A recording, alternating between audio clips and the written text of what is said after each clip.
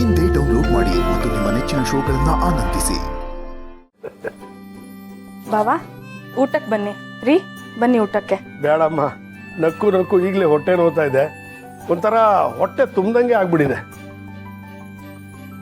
ಈ ಸುಬ್ಬು ಅಂತ ಯಾವಾಗ ಶುರು ಮಾಡಿದ್ನೋ ಆವಾಗಿಂದನೂ ನನಗೆ ಎಷ್ಟೇ ಟೆನ್ಷನ್ ಇದ್ರೂ ಈ ಗ್ರೂಪ್ ನೋಡ್ತಾ ಇದ್ರೆ ಒಂಥರ ರಿಲೀಫ್ ಆಗ್ಬಿಡುತ್ತೆ. ಹೌದು ಬಾವಾ, ನಾನು ನೋಡ್ತಿರ್ತೀನಿ. ನೀವು ಗ್ರೂಪಲ್ಲಿ ಜೋಕ್ ಶೇರ್ ಮಾಡ್ತಿರ್ತೀರಲ್ಲ. ಮತ್ತೆ ಬಿಡ್ತೀನ? ಚೇರ್ಗೆ ಸವಾ ಸೇರು, ಜೋಕ್ಗೆ ಡಬಲ್ ಜೋಕ್, ಇದರೆಲ್ಲ ನಾನು ನಾಜೂಕು. ಏನೋ ನಾನು ಸದನದಲ್ಲಿರ್ಲಿ ಕದನದಲ್ಲಿರ್ಲಿ ನನ್ನ ಕುಟುಂಬ ಯಾವಾಗಲೂ ಕನೆಕ್ಟ್ ಆಗಿರುತ್ತೆ ಅನ್ನೋದೊಂದು ಖುಷಿ. ಹೌದಣ್ಣ, ಎಲ್ಲ ಒಟ್ಟಾಗಿರೋದ್ರಲ್ಲಿ ಸಿಗೋ ಆನಂದನೇ ಬೇರೆ. ಅಟ್ಲೀಸ್ಟ್ ಈ ಗ್ರೂಪಿಂದನಾದ್ರೂ ಎಲ್ಲ ಒಟ್ಟಾಗಿದ್ದೀವಲ್ಲ, ಇದೊಂಥರ ನಮ್ಮ ಸೌಭಾಗ್ಯನೇ. ನನಗೂ ನಮ್ಮ ಸಂಬಂಧಿಕರೆಲ್ಲ ಒಂದೇ ಮನೇಲಿ ಬಾಳ್ಬೇಕು ಅಂತ ತುಂಬಾ ಆಸೆ ಕಣೋದು. ಆಗ್ಲೇ ಮನೆ ನಂದಗೋಕುಲಾಗಿರೋದು. ಅಣ್ಣ, ನನಗೆ ನಮ್ಮ ಮನೆ ನಂದಗೋಕುಲ ತರ ಇರೋದಕ್ಕಿಂತ ಅಯೋಧ್ಯೆ ತರ ಇದ್ರೆ ತುಂಬಾ ಚಂದ. ನೀನ್ ನಮ್ಮ ಮನೇಲಿ ಶ್ರೀರಾಮ, ನಾನು ಲಕ್ಷ್ಮಣ. ಅತ್ತೆ ಇದ್ದಿದ್ರಂತೂ ಸಾಕ್ಷಾತ್ ಸೀತಾ ಮಾತೇನೆ. ನಿನಗೆ ನಾನು ಸಂತೋಷವಾಗಿದ್ದೀನಿ ಅಂತ ಹೇಳಿದ್ದೆ ತಪ್ಪಾಗೋಯ್ತಾ? ನಾನು ಸಂತೋಷವಾಗಿರೋದು ನಿನಗೆ ಇಷ್ಟ ಆಗಲ್ವಾ? ಅತ್ತಿಗೆ ಅಂತೆ ಅತ್ತಿಗೆ, ಸಂಬಂಧ ಹೇಳೋದಕ್ಕೂ ನನಗೆ ಹೇಸಿಗೆ ಅನ್ಸುತ್ತೆ. ಅವಳನ್ನ ಗೀತೆ ಗೀತೆ ಅಂತೆಲ್ಲ ಕರಿಬೇಡ. ಸಾಲಿಗ್ರಾಮದಲ್ಲಿ ನಾವೆಲ್ಲರೂ ಒಟ್ಟಾಗೇ ಇದ್ವಿ. ಯಾವಾಗ ನನ್ನ ಬದುಕಕ್ಕೆ ಬಂದ್ಲೋ ದೊಡ್ಡ ಯಜಮಾನರಿಂದ ದೂರ ಆದೆ. ಆದರೂ ಅವ್ರ ಪ್ರೀತಿ ನನಗೆ ಸಿಗ್ತಾನೆ ಇತ್ತು. ಕೊನೆಗೆ ಎಲ್ಲ ನಾಶ ಮಾಡ್ಬಿಟ್ರು.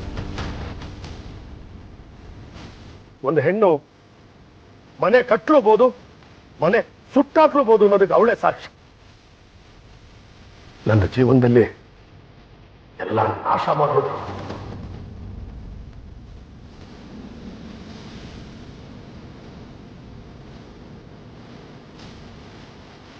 ಏನ್ರಿ ಇದು?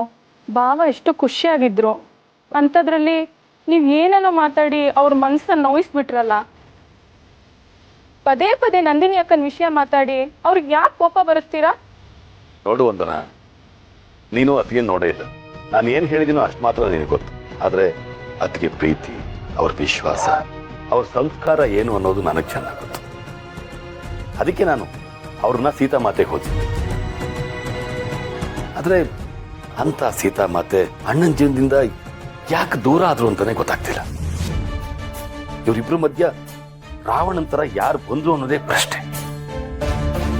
ನೋಡು, ಅಣ್ಣ ಅತ್ತಿಗೆ ಮೇಲೆ ಕೋಪ ಮಾಡ್ಕೋತಾನೆ ಹೊರತು ಅದಕ್ಕೆ ಕಾರಣ ಏನು ಅಂತ ಗೊತ್ತಿಲ್ಲ. ಇದೆಲ್ಲ ಪ್ರಶ್ನೆಗಳಿಗೂ ಉತ್ತರ ಸಿಗಬೇಕು ಅಂದ್ರೆ ಅಣ್ಣನಿಗೆ ಅತ್ತಿಗೆ ಮೇಲೆ ಪ್ರೀತಿ ಹುಟ್ಟಬೇಕು. ಅದೇ ನನ್ನ ಆಸೆ.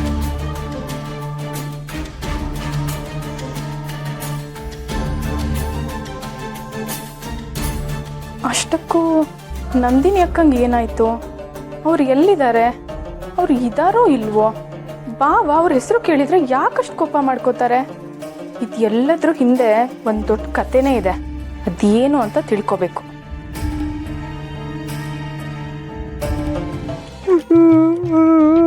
ಮೇಡಮರೇ, ಇವತ್ತು ಇದ್ದಕ್ಕಿದ್ದಂಗೆ ಅನಂತ ಶಯನ ಪದ್ಮನಾಭ ಏನಾಯ್ತೋ ಏನೋ ಎಗರಾಡ್ಬಿಟ್ಟ ಮೇಡಮರೇ. ನನಗಂತೂ ಉಸಿರೆತ್ತಕ್ ಬಿಡ್ಲಿಲ್ಲ ಮೇಡಮರೇ. ಭೂತ ಹಿಡ್ತಿದ್ದೀನೋ ಅನ್ನಂಗೆ ಆಡ್ಬಿಟ್ಟ. ಯಾಕೆ? ಅಂಥದ್ದೇನಾಯ್ತು ಮೇಡಮರೇ? ಏನ್ ಮೇಡಮರೇ ನೀವು? ಅಲ್ಲ, ಆ ಶ್ರಾವಣಿ ಮತ್ತೆ ಸುಬ್ರಹ್ಮಣ್ಯ ಸೇರ್ಬಾರ್ದು, ಅದಕ್ಕೆ ನೀನು ಅಡ್ಡಗೋಡೆಯಾಗಿರ್ಬೇಕು ಅಂತ ನೀವೇನೋ ಹೇಳ್ಬಿಟ್ರಿ. ನಾನು ಅವರಿಬ್ರು ಮಧ್ಯೆ ಅಡ್ಡಗೋಡೆ ತರನೇ ಇದ್ದೆ. ಆದ್ರೆ ಈ ಪದ್ಮನಾಭ ಅನಂತ ಶಯನ JCB ತರ ಬಂದ್ಬಿಟ್ಟ. ಅಲ್ಲ ಮೇಡಮ್ರೆ, ಇಷ್ಟು ದಿನ ಬೀಗ್ರೇ ಕಾಂತಮ್ಮ ಅವ್ರೇ ಅಂತ ಹೇಳ್ತಿದ್ದ ಅನಂತ ಶಯನ ಇವತ್ತು ಉಸ್ ಚಪ್ ಒಂದ್ಬಿಟ್ಟ ಮೇಡಮರೇ. ನನ್ನ ಮರ್ಯಾದೆ ಎಲ್ಲ 3 ಕಾಸಿಗೆ ಹರಾಜಾಗ್ಬಿಡ್ತು ಮೇಡಮರೇ. ನಾನ್ ಇನ್ ಬದುಕಿರ್ಬಾರ್ದು, ನನ್ ಸಾಯ್ಬೇಕು, ಕೆರೆನೋ ಬಾವಿನೋ ನೋಡ್ಕೊಳ್ಳೋಣ ದೇವ್ರೇ ಅನ್ಕೊಂಡೆ ಮೇಡಮರೇ.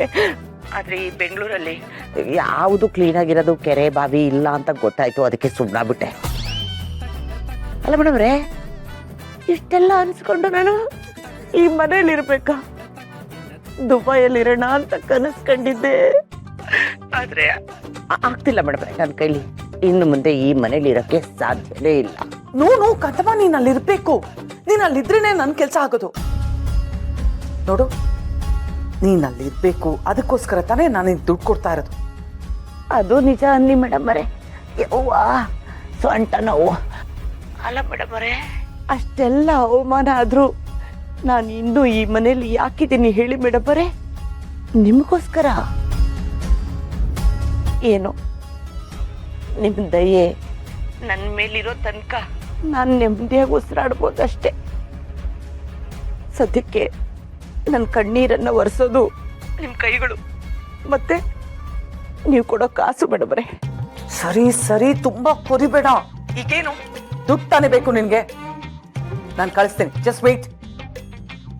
ಬೇರೆ ಏನಾದ್ರೂ ಇನ್ಫಾರ್ಮೇಶನ್ ಸಿಗ್ತಾ? ಸಿಗತ್ತೆ ಮೇಡಮರೇ.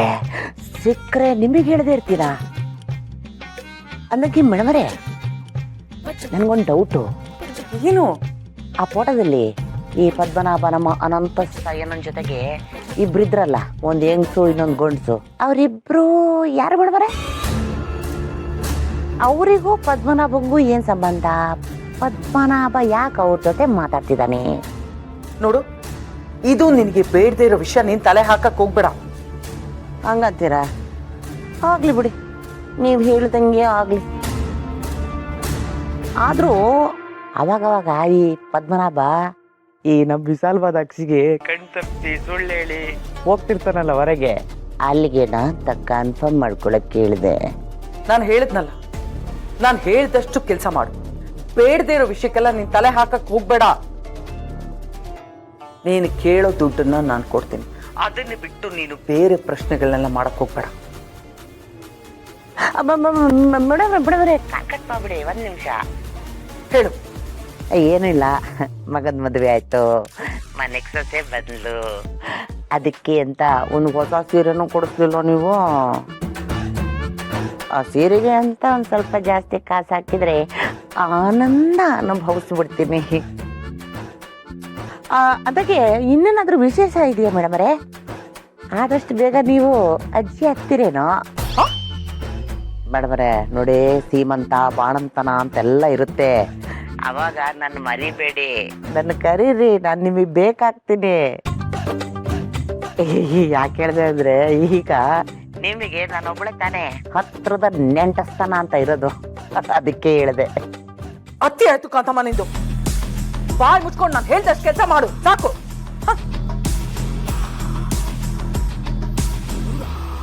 ಇರಿಟೇಟ್.